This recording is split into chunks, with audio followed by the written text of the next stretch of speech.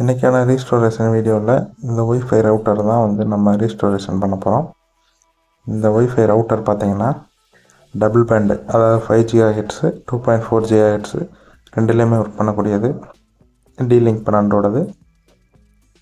நல்லா கொஞ்சம் கண்டிஷனில் இருந்துச்சு, அதனால் வந்து நம்ம இதை யூஸ் பண்ணலாம் அப்படின்னு சொல்லிட்டு வீட்டுக்கு எடுத்துகிட்டு வந்துட்டேன். இதில் பார்த்திங்கன்னா 4 ஆண்டனா இருக்கும். நமக்கு 3 ஆண்டனா தான் இருக்குது. ஒரு ஆண்டனா டேமேஜ் ஆகிடுச்சு, அங்கேருந்து எடுத்துகிட்டு வரப்போ இல்லை. ஸோ வந்து உள்ள கழட்டி என்ன கண்டிஷனில் இருக்குது அப்படின்னு செக் பண்ணலாம். சரி, ஓகே, கழட்டலாம் அப்படின்னு சொல்லிட்டு கழட்ட ஸ்டார்ட் பண்ணிட்டேன். பார்த்தீங்கன்னா இதில் வந்து 4 ஸ்க்ரூ போட்டிருந்தாங்க. நம்ம சேனல் இதுக்கு முன்னாடி சப்ஸ்கிரைப் பண்ணாமல் இருந்தீங்கன்னா சப்ஸ்கிரைப் பண்ணிக்கோங்க. இது மாதிரி ரீஸ்டோரேஷன் வீடியோஸ் தொடர்ந்து பார்க்கணுன்னா நம்ம சேனலில் தொடர்ந்து ஃபாலோ பண்ணிகிட்டே இருங்க. இப்போ இந்த ரவுட்டரை வந்து கழட்டலாம். இப்போ இதில் ஸ்க்ரூ எல்லாத்தையும் கழட்டிட்டு உள்ளுக்குள்ளே வந்து போர்டோட கண்டிஷன் எப்படி இருக்குதுன்னு பார்க்கலாம். இப்போ நம்ம ஸ்ட்ரைட்டாக ஆன் பண்ணலை, ஏன்னா உள்ளே வந்து எப்படி இருக்குதுன்னு தெரில. நான் கொஞ்சம் க்ளீன் பண்ணிவிட்டு போட்டோம் அப்படின்னா கொஞ்சம் நமக்கு இதாக இருக்கும், சேஃப்டியாக தெரியும். உள்ள வாட்டர் டேமேஜ், வாட்டர் ஏதாவது அப்ளை ஆகிடுச்சு அப்படின்னா நம்ம பவர் கொடுக்குறப்ப நமக்கு டேமேஜ் ஆகிடும். ஸோ வந்து ஓப்பன் பண்ணி க்ளீன் பண்ணி எல்லாம் ரெடி பண்ணிவிட்டு அதுக்கப்புறம் வந்து பவர் கொடுத்து செக் பண்ணலாம். இப்போ வந்து ஸ்க்ரூவை கழட்டிக்கலாம். நம்ம சேனலில் வந்து ரீஸ்டோரேஷன் பண்ணுற எல்லா பொருளுமே வந்து நம்ம சப்ஸ்கிரைபருக்கு வந்து கொடுக்குறதா தான் இது பண்ணியிருந்தோம். அதில் சின்ன ப்ராப்ளம்லாம் இருக்குது. கொடுத்ததுக்கப்புறம் வந்து ஒரு சிலர் கேட்குறாங்க, அவங்க கொடுக்கலங்கிறது ஒரு மாதிரி ஃபீலிங்காக இருக்குது. அதுக்கு என்ன பண்ணலான்ற ஐடியா இருந்தால் கமெண்ட் பாக்ஸில் சொல்லுங்கள். இப்போ வந்து அந்த ஸ்க்ரூலாம் கழட்டிட்டேன். அதுக்கப்புறம் வந்து அதை ஓப்பன் பண்ண முடியல. ஸோ வந்து அந்த ஸ்டிக்கருக்கு நடுவில் வந்து ஸ்க்ரூ எதுவும் இருக்கா அப்படிங்கிறக்காக ஸ்டிக்கரை பிரிச்சுட்டேன். அந்த ஸ்டிக்கர் கடியில் பார்த்தீங்கன்னா எந்த ஸ்க்ரூவுமே இல்லை. அந்த ஸ்க்ரூ வந்து ஆக்சுவலாக வந்து இன்டர்லாக்கிங் அந்த லாக்கில் தான் இருந்திருக்கு, தெரியாமல் ஸ்டிக்கரை பிரிச்சிட்டேன். இந்த ஸ்டிக்கர் பார்த்தீங்கன்னா அந்த ஸ்டிக்கரில் தான் வந்து இந்த ரவுட்டரோட default IP address, user name, password, default password இது எல்லாமே அதில் தான் பிரிண்ட் ஆகிருக்கும். ஸோ அதை வந்து நம்ம கேர்ஃபுல்லாக வச்சுக்கணும். நான் அதை எடுத்து தனியாக வச்சுக்கிட்டேன். அந்த யூசர் நேம் பாஸ்வேர்டு வந்து மறந்துடுச்சு அப்படின்னா நம்ம ரீஸ்டார்ட் பட்டன் இருக்கும், அந்த ரீசெட் பட்டனை கிளிக் பண்ணி விட்டோம் அப்படின்னா அந்த யூசர் நேம் பாஸ்வேர்டு வந்து டிஃபால்ட்டு என்ன ஸ்டேட்டோ அந்த இதுக்கு வந்துடும். நம்ம மாற்றிருந்தோம் செஞ்சோன்னாலும் அதுக்காக தான் அந்த பட்டன் கொடுத்துருப்பாங்க. இந்த இது ஸ்டிக்கர் போட்டு ஒட்டியிருப்பாங்க. இப்போ வந்து அந்த இதை கிழிச்சு எடுத்தேன், ஆனால் அது பின்னாடி ஸ்க்ரூ இல்லை. ஸோ வந்து அந்த இதை வச்சு ஓப்பன் பண்ணி எடுக்கலாம் அப்படின்னு சொல்லிட்டு ஓப்பன் பண்ணிகிட்டு இருந்தேன். கொஞ்சம் கஷ்டமாக தான் இருந்துச்சு. பிராண்டுங்கிறதுனால கொஞ்சம் ஃபினிஷிங்காக நல்லாவே கொடுத்துருந்தாங்க. சரி, ஓகே, அதை கழட்டிடலாம் அப்படின்னு சொல்லிட்டு எடுத்து வச்சு கழட்டிட்டேன். நான் அவங்ககிட்ட அது காட்டல, கொஞ்சம் டஃப்பாக தான் இருந்துச்சு. ஸ்க்ரூ ட்ரைவர் அது இதுன்னெலாம் வச்சு ஓப்பன் பண்ணி அந்த கவரை வந்து ஓப்பன் பண்ணியாச்சு. ஓப்பன் பண்ணிவிட்டு உள்ளே பார்த்தா உள்ளே ஆல்ரெடி முதல்ல வந்து கடகடன்னு சவுண்டு கேட்டுச்சு. நான் எதுவும் உள்ளே கலண்டு உள்ளே இருக்குமோ அப்படின்னு நினச்சிட்டு இருந்தேன். கடைசியில் பார்த்தா அதில் ஃபுல்லாமே வந்து இந்த கரப்பாம்பூச்சி முட்டை இந்த மாதிரி சின்ன சின்ன இதெல்லாம் கிடந்து தான் சவுண்டு கேட்டிருக்கு, தூசி, டஸ்ட்டு. போர்டும் பார்த்திங்கன்னா கொஞ்சம் க்ளீனாக தான் இருந்துச்சு. பட்டனில் கொஞ்சம் துரு பிடிச்சிருந்துச்சு, அந்த ஆன் ஆஃப் பட்டனை. அந்த பட்டன் வந்து உள்ளே கிளிக் பண்ணோடனே துரு வந்து லாக் ஆகுது. ஸோ வந்து அது ஸ்டக் ஆகிக்கிட்டே இருந்துச்சு. இந்த ஸ்டக் ஆகிட்டு இருக்கிறதுனால நம்ம வந்து அதை க்ளீன் பண்ணி போட்டாலே சரியாயிடும், சுவிட்ச் மாற்றணுன்னு அவசியம் இல்லை. ஓகே, இப்போ வந்து ஆண்டனாவோட ஒயர்ஸை வந்து டீசால்டர் பண்ணி எடுத்துட்டோம் அப்படின்னா நம்ம இந்த போர்டை தனியாக வச்சு க்ளீன் பண்ணிடலாம். இப்போ அந்த போர்டை கழட்டுறதுக்காக ஸ்க்ரூவை கழட்டுறேன்.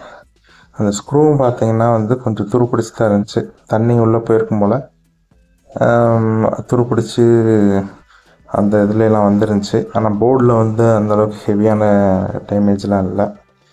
நம்ம இதை ஐபி வச்சு க்ளீன் பண்ணோம்னாலே சரியாக போகும். இப்போ இந்த ஆண்டனாவுக்கான வயர்ஸை வந்து சால்டர் பண்ணி எடுத்துடலாம்.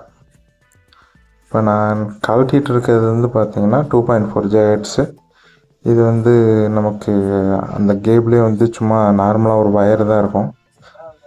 அந்த மற்ற 2 இது வந்து கொஞ்சம் குவாலிட்டியான ஆண்டனா. இந்த வயர் வந்து சிங்கிள் வயராக இல்லாமல் எர்த்து ப்ளஸ் மெயின் ஒயர் 2 சேர்ந்துருக்கும். இதையும் நம்ம சால்ட்ரிங் வச்சு எடுத்து விட்டலாம்.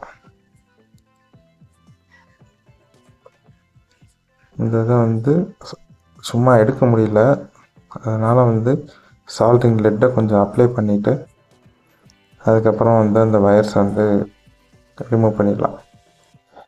இப்போ ஈஸியாக வந்துடுச்சு. இதே மாதிரியே எல்லாருமே பண்ணிடலாம். பண்ணிட்டோன்னா இந்த ஆண்டனாவோட வயர் வந்து ரொம்ப இம்பார்ட்டண்டான ஒன்று. நமக்கு இது எவ்வளோக்கு எவ்வளோ நல்லா இருக்கோ அவ்வளோக்கு எவ்வளோ வந்து ரேஞ்ச் தனியாக நமக்கு நல்லா தூரமாக கிடைக்கும். அந்த ரேஞ்ச் வந்து கிடைக்கிறதுக்காக தான் அந்த ஆண்டனாவே போட்டிருக்கோம். 4 ஆண்டனா இருக்குதுங்கிறது வந்து ரொம்ப நல்லது தான். அந்த வயரில் நம்ம மிஸ்டேக் பண்ணிட்டோம் அப்படின்னா ஆண்டனா போடுறது வேஸ்ட்டு தான். ஸோ வந்து அந்த வயரை டேமேஜ் இல்லாமல் சால்ட்ரிங் பண்ணி எடுத்துகிட்டு இந்த போர்டை வந்து தனியாக பிரித்து எடுத்துடலாம். இந்த போர்டை எடுத்தாச்சு. போர்டில் பார்த்திங்கன்னா டஸ்ட்டு இருந்துச்சு, அதை வந்து நம்ம ஐபி போட்டு க்ளீன் பண்ணிக்கலாம். ஓகே, இதில் பார்த்திங்கன்னா அந்த சவுண்டு கேட்டது எல்லாமே அந்த சின்ன சின்ன ஆக்ரோஸோட எக்ஸ். இந்த ஆண்டனாவை கழட்டி தனியாக வச்சுருவோம். நம்ம சேனலை மறக்காமல் சப்ஸ்கிரைப் பண்ணிக்கோங்க. இது மாதிரியான டிவைசஸ் எதாவது தேவை அப்படின்னா உங்களுக்கு வந்து நான் ஃப்ரீயாகவே கொடுத்துட்றேன். இதெல்லாம் வந்து சும்மா தான் கிடந்துச்சு, 50 ரூபா கொடுத்து தான் எடுத்துகிட்டு வந்தேன். இது ஆனால் ஆன்லைன் ரேட் செக் பண்ணி பார்த்ததில் 1000 rupees போட்டிருந்தாங்க. இது யாருக்குமே யூஸ் ஆகாமல் போகிறதுக்கு யாராவது வந்து யூஸ் பண்ணிக்கலாம். நல்லா தான் ஒர்க் ஆகுது.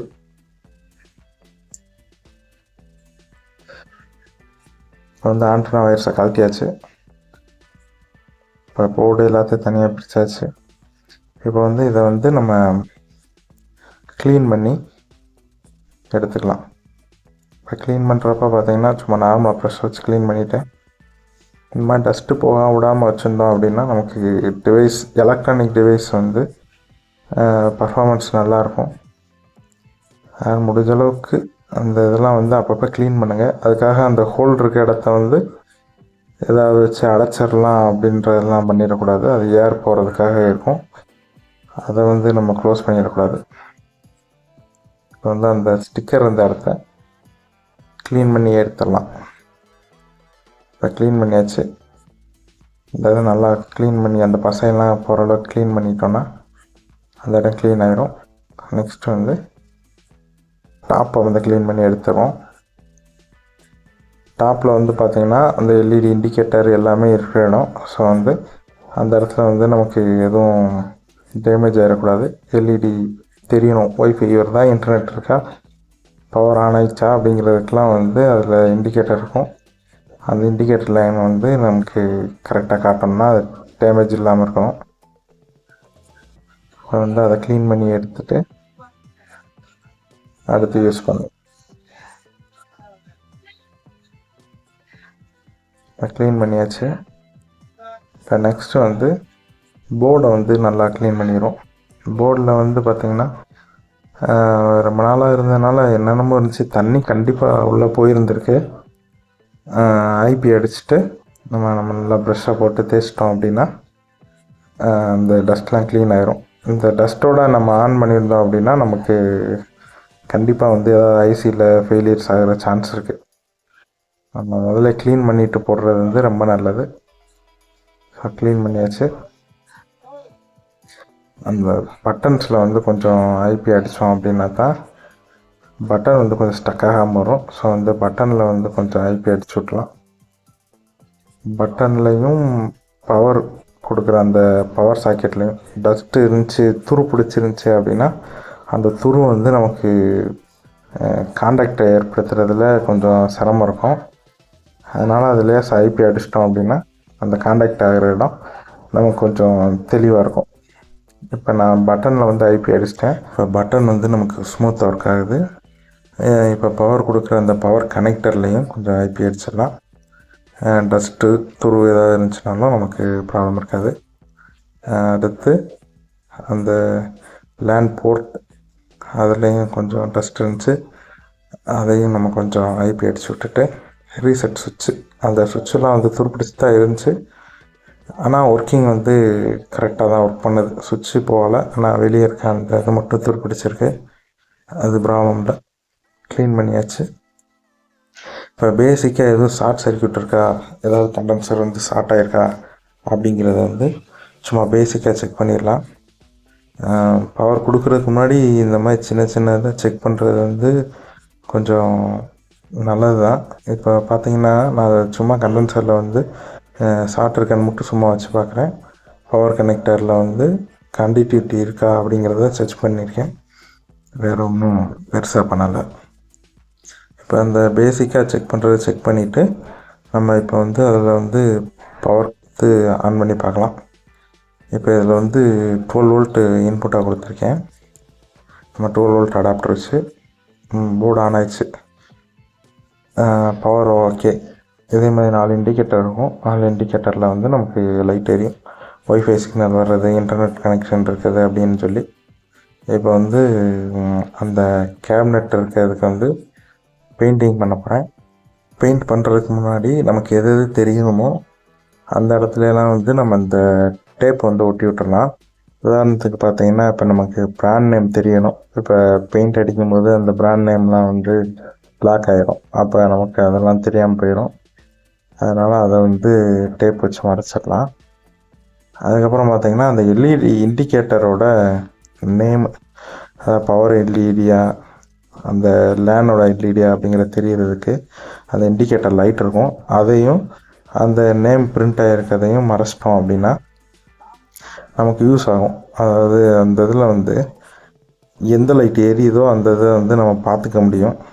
அதனால் அந்த இதெல்லாம் வந்து தெரிகிற மாதிரி வச்சுட்டு அதுக்கு மட்டும் சின்ன பீஸாக டேப் ஓட்டிட்டோம் அப்படின்னா நமக்கு அந்த இதில் வந்து அந்த எழுத்து வந்து நமக்கு பிரிண்ட் ஆனது அப்படியே இருக்கும். பெயிண்டிங் பண்ணுறப்போ வந்து அது போகாமல் கரெக்டாக இருக்கும்.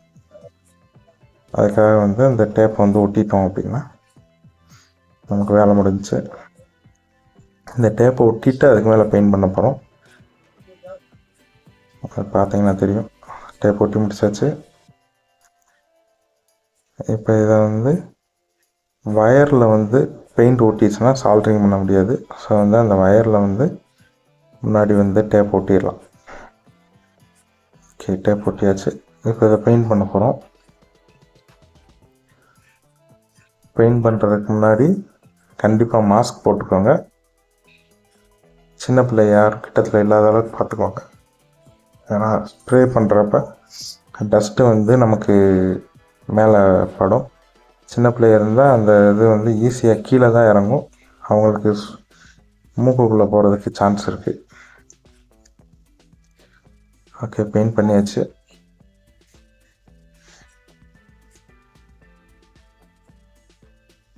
நெக்ஸ்ட்டு ஆண்டனா ஸ்ப்ரே பெயிண்ட் பண்ணிடலாம்.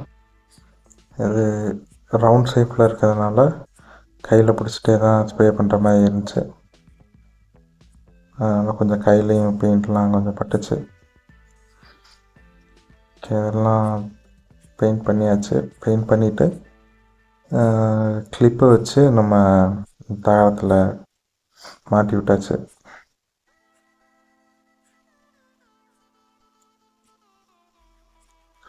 நம்ம சேனலை சப்ஸ்கிரைப் பண்ணாதவங்க சப்ஸ்கிரைப் பண்ணிக்கோங்க. இதே மாதிரி நமக்கு வந்து தொடர்ந்து ரீஸ்டோரேஷன் வீடியோ வந்து தொடர்ந்து போட்டுகிட்டே இருப்போம். நம்ம டெலகிராம் குரூப்பில் ஜாயின் பண்ணிக்கோங்க. ஜாயின் பண்ணிவிட்டு நீங்கள் அதில் வந்து உங்களுக்கு இது மாதிரி தேவையான பொருள் ஏதாவது இருந்துச்சு, இல்லை உங்கள் இதை ஏதாவது ரீஸ்டோரேஷன் பண்ணணும் அப்படின்னா அதில் நீங்கள் மெசேஜ் பண்ணலாம். இப்போ வந்து நம்ம அசம்பிள் பண்ண ஸ்டார்ட் பண்ணிடலாம். இப்போ நம்ம குரூப்பில் வந்து ஆல்ரெடி ஒரு சின்ன ப்ராப்ளம் இருக்குது. ஒரு பொருள் தான் இருக்குங்கிறதுனால கேட்குறவங்க யாரோ ஒரு ஆள் கொடுக்குற மாதிரி இருக்குது. அது கொடுத்து முடிச்சதுக்கப்புறம் இன்னொருத்தவங்களும் கேட்குறாங்க. ஸோ வந்து அதுக்கு என்ன பண்ணலாம் என்னன்றதுக்கு ஏதாவது ஐடியா இருந்தால் சொல்லுங்கள். நம்ம சேனலில் வந்து இதே மாதிரி தொடர்ந்து ரீஸ்டோரேஷன் வீடியோ வந்துகிட்டே இருக்கும். நம்ம சேனலை தொடர்ந்து ஃபாலோ பண்ணிக்கோங்க. இப்போ அந்த ஸ்டிக்கர் ஒட்டினது எல்லாத்தையும் பிரித்து எடுத்துட்டோம்னா நமக்கு வந்து அந்த இது அந்த பிராண்ட் நேமு எல்லாமே அப்படியே இருக்கும். இப்போ ஃபஸ்ட்டு இந்த ஸ்டிக்கர் பிரித்து அதை வந்து ஒட்டி விட்டுடலாம். ஏன்னா இது வந்து முக்கியமானது. நம்ம அந்த ஐபியை வந்து நம்ம ஈஸியாக மறந்துடுவோம். இந்த ஸ்டிக்கர் இருந்துச்சுன்னா தான் அந்த டிஃபால்ட்டாக என்ன இருக்கோ அதை வந்து நமக்கு வந்து தெரியும். இல்லைன்னா மறந்துட்டோம் அப்படின்னா நம்ம வந்து அதை தேடிட்டு இருக்கணும். இந்த போர்டை ஃபிக்ஸ் பண்ணிடலாம். போர்டை ஃபிக்ஸ் பண்ணியாச்சு. ஓகே, போர்டில் வந்து ஸ்க்ரூ போட்டு டைட் பண்ணிவிட்டு நெக்ஸ்ட் வந்து ஆண்டனா வேறு டைட் பண்ணிவிட்டு ஆண்டனா வேறு சால்ட்ரிங் பண்ணிடலாம்.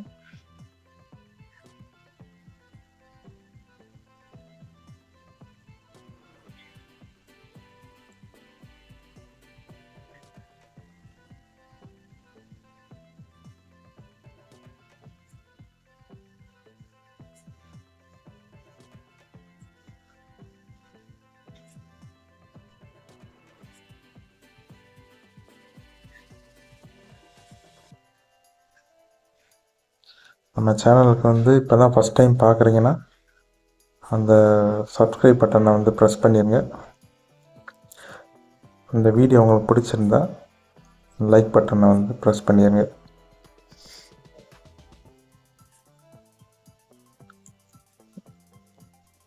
வந்து ஆண்டனா ஃபிக்ஸ் பண்ணியாச்சு. இந்த ஆண்டனா கனெக்டர் வந்து சால்ட்ரிங் பண்ணிக்கலாம்.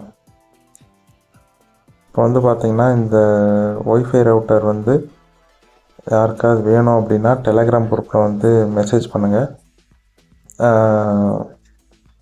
அந்த குரூப்பில் வந்து யார் ஃபஸ்ட்டு கேட்குறாங்களோ அவங்களுக்கு தான் கொடுக்க வேண்டியிருக்கும். அதனால் வந்து கிடைக்காதவங்க வந்து எதுவும் ஃபீல் பண்ணாதீங்க. இல்லை, தொடர்ந்து நம்ம சேனல் ஃபாலோ பண்ணுங்கள். இல்லை உங்களுக்கு அது கண்டிப்பாக வேணுங்கிற மாதிரி இருந்தால் சொல்லுங்கள். நான் அடுத்து நெக்ஸ்ட் டைம் போகிறப்ப அது இது இருந்துச்சு அப்படின்னா நான் உங்களுக்கு அதை ரெடி பண்ணி தரேன்.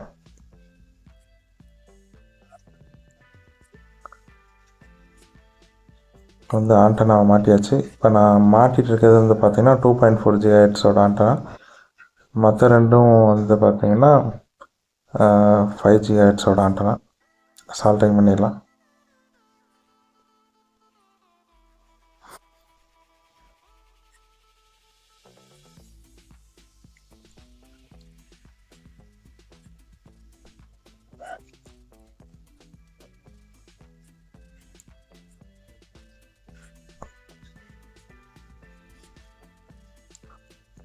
சால்ட்ரிங் பண்ணியாச்சு.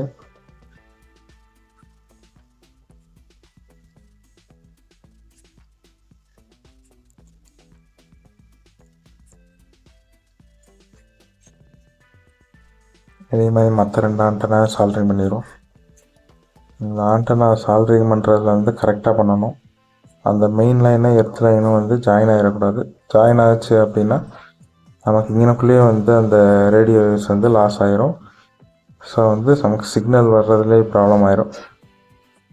அதனால் சால்ட்ரிங் பண்ணிவிட்டு ஒட்டை வந்து அந்த லைன் கரெக்டாக இருக்குதா அப்படின்னு செக்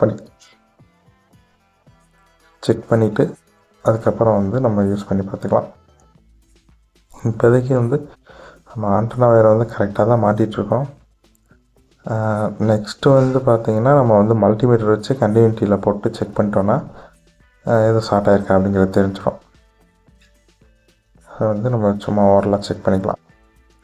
இப்போ வைக்கிறது வந்து எர்த்துக்கும் மெயினுக்கும் வைக்கிறேன். ஆண்டனாவோட கரெக்டாக தான் இருக்குது.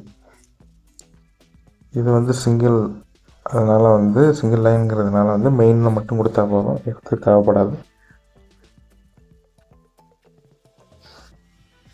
இந்த இது வந்து மெயினு, இதெல்லாம் வந்து எர்த்து. ஓகே, இப்போ கரெக்டாக சால்டர் பண்ணியாச்சு. இப்போ வந்து அதில் பவர் கொடுத்து ஆன் ஆகான்னு செக் பண்ணிடலாம்.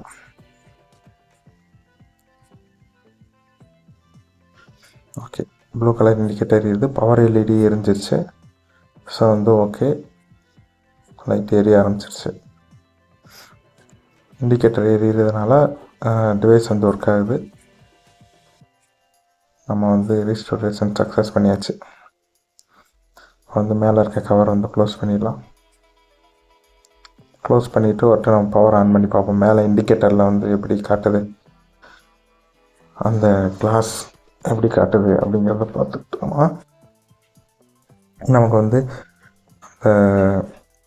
பெயிண்டிங் பண்ணுறப்ப எதுவும் ப்ராப்ளம் இருக்கா என்னங்கிறது தெரியும். இப்போ வந்து பார்த்திங்கன்னா பவர் எல்இடி கரெக்டாக எரியுது. கொஞ்ச நேரம் கழிச்சு தான் லேன் எல்இடி எல்லாமே எரியும். ஓகே, பவர் எல்இடி எரிஞ்சிச்சு. இப்போ வந்து ஸ்க்ரூ பண்ணி க்ளோஸ் பண்ணிடலாம்.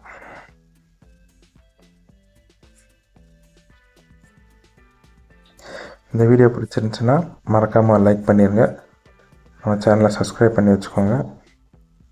இது மாதிரி வீடியோஸ் பார்க்கணுன்னா தொடர்ந்து நம்ம சேனலை ஃபாலோ பண்ணுங்கள். நம்ம டெலகிராம் குரூப்பில் வந்து ஜாயின் பண்ணிக்கோங்க.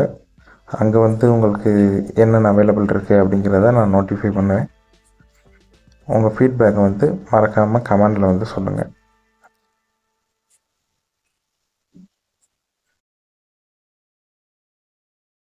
வீடியோ இது வரைக்கும் ஃபுல்லாக பார்த்ததுக்கு நன்றி. தேங்க்ஸ் ஃபார் வாட்சிங்.